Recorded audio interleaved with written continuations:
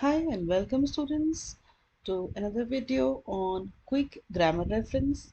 In this video we are going to cover present perfect tenses, that is present perfect and present perfect continuous tenses.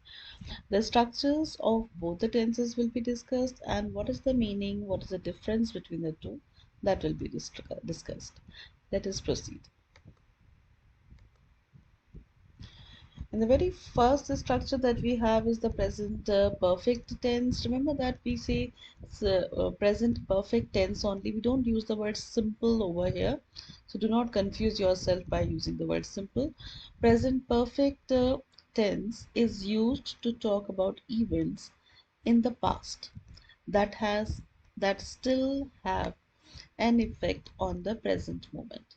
Now you may have a look at this. This is a timeline at the bottom where you are always in the present. And today we are talking about the past. Now, this past means this action that has happened in the past and still have an effect on the present moment. So, this action is actually it has happened in the past and you are discussing about it in the present.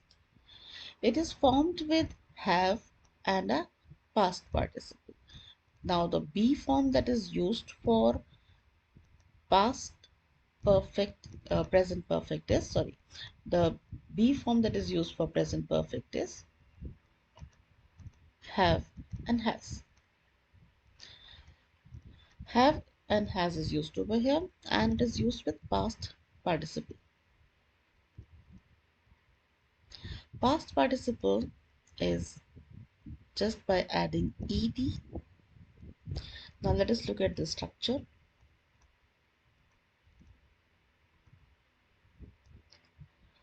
It has got the subject, the be form, the past participle, and the rest of the sentence.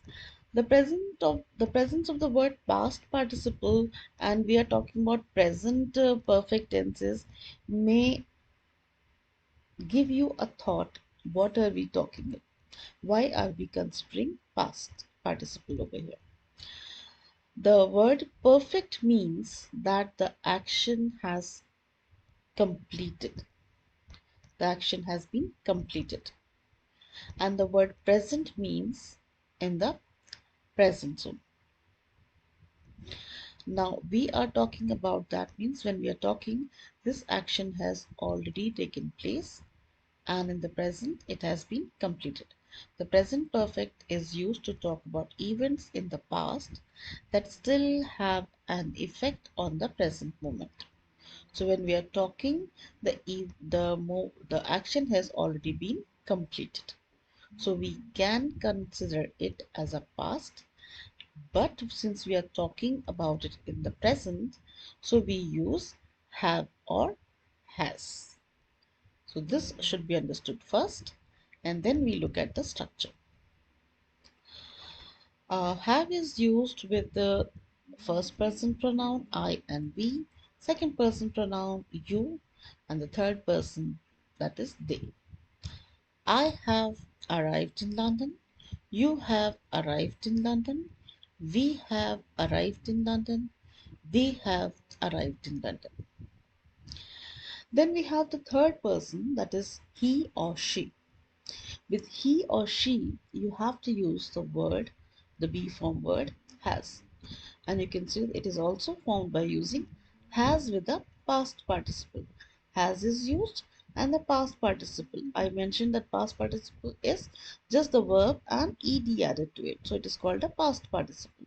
So when we use has and past participle, it is a present perfect tense. Now let us look at the structure. He has arrived in London. She has arrived in London. Now let us proceed and look at the next tense that we have in this ready reckoner.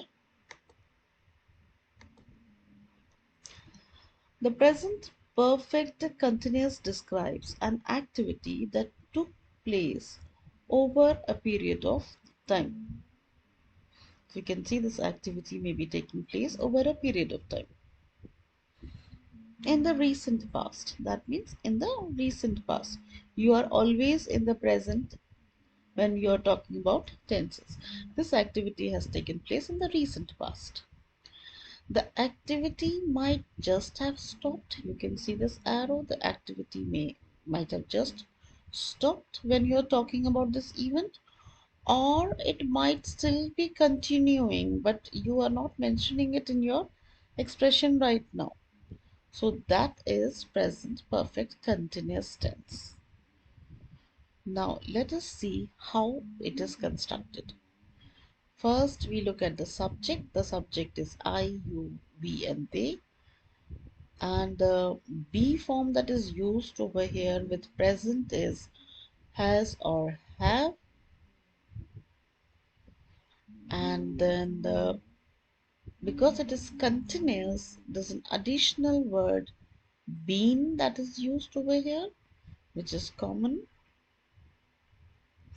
And then we have the present participle. The present participle is formed by using the root word with ing added to the verb. It becomes present participle. And then the rest of the sentence. So as we have the structure before us, we have got the subject, has or have be form. Been is the word that is used as such because it is a continuous tense, and then we have present participle.